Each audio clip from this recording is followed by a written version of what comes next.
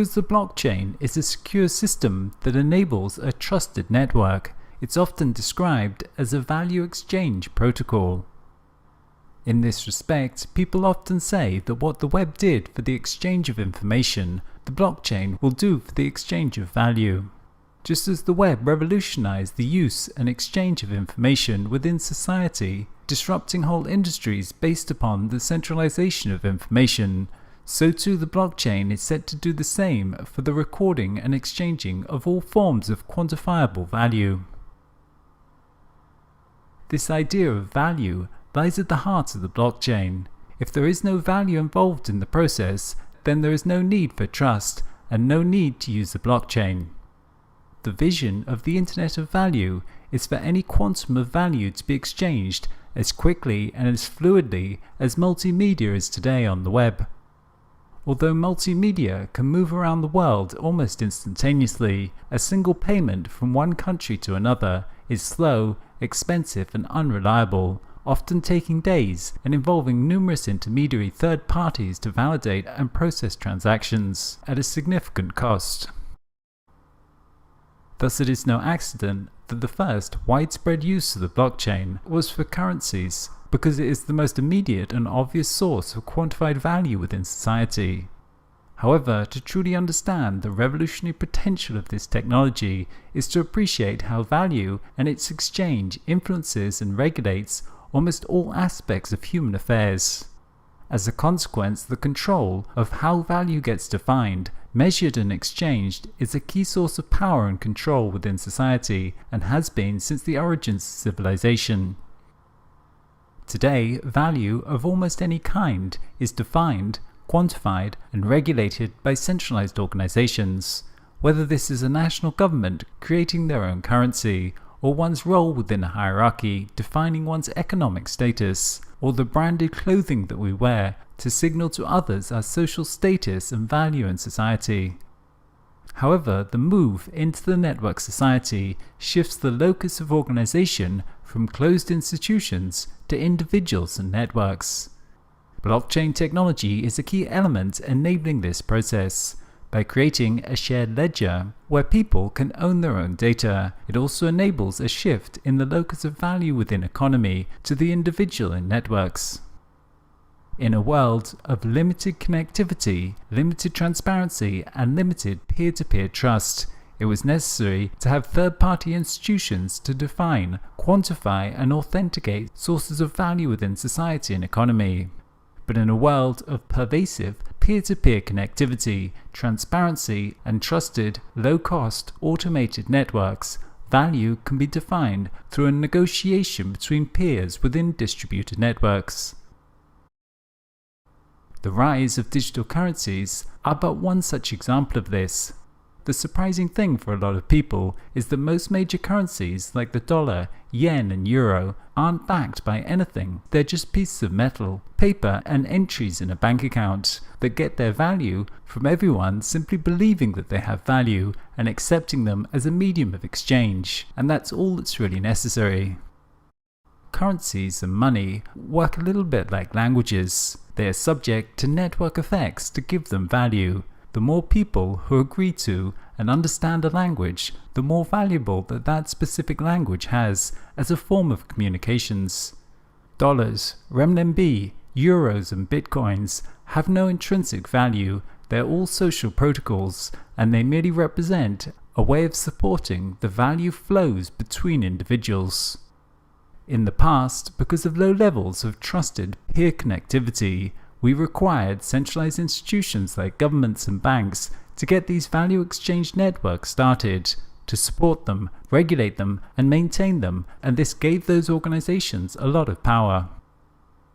This is a critical aspect that the internet and the blockchain are changing. The blockchain enables us to create trusted and automated peer networks of exchange, which greatly strengthens the capacities of people to negotiate and define value via direct peer-to-peer exchanges. People can now set up their own currencies with the value of the currency depending simply on what others are willing to pay for it via an automated peer-to-peer network exchange.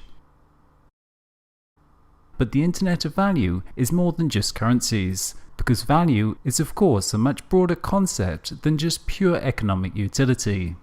In talking about the Internet of Value, it's important to recognize that on a societal level, we're moving into a post-industrial services economy.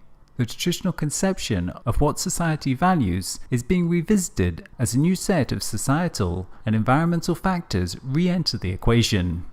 People are less and less content with the traditional concept of GDP as the sole metric for how well they're doing, and more demanding actual quality of life, which of course engenders a broader spectrum of values beyond economic utility. Over the past decades, we've increasingly begun the process of tracking and accounting for different forms of value, whether this is green bonds, social impact bonds, company loyalty schemes, carbon accounting, or a multiplicity of other forms. Put simply, the erosion and loss of social and environmental capital that occurred during the industrial age is generating a recognition and growing awareness to their value. Metrics for how well a society is doing increasingly take account of many more environmental and social parameters in combination with GDP.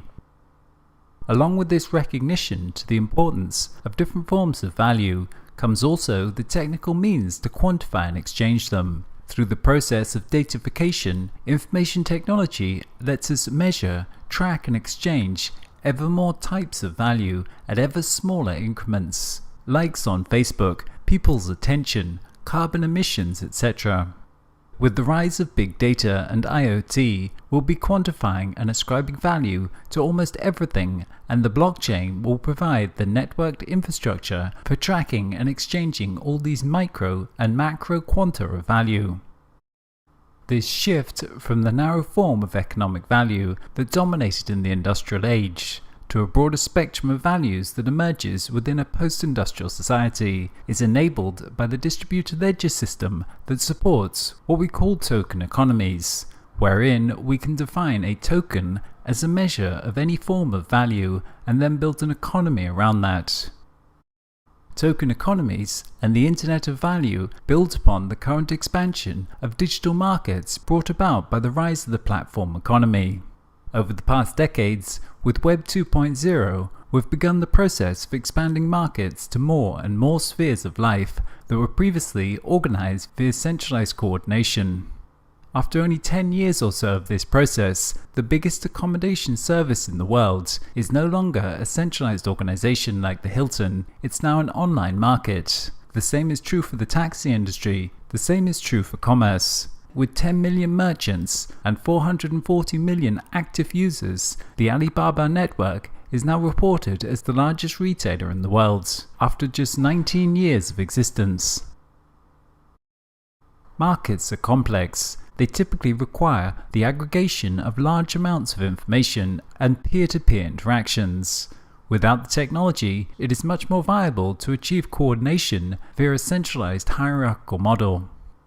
But as we come to quantify and account for more and more areas of life, blockchain-based networks will expand the capacities of plug-and-play markets to all spheres of activity: social, economic, technological, and environmental.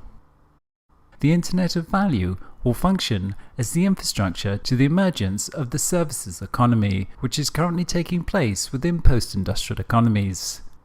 The move into a services economy results in the conversion of industrial-age products into services, whereas the product-based economic paradigm was about the production and consumption of more products as measured by GDP. A services economy is about value delivered. A service is an exchange of value. You don't get the product, you just get its function and the value that it delivers. As such, all spheres of economy become redefined away from the static conception of units of products towards the more fluid exchange of value. You don't buy a lift to put in your office building, you get it as a service, paying only for the functional value it delivers. In some offices now, they don't even buy the carpets on the floor. The function of the carpet is delivered as a service, and they pay only for the value that's exchanged. The blockchain is a key infrastructure enabling this services economy, as it requires a very fluid, dynamic, and automatic tracking and exchange of value.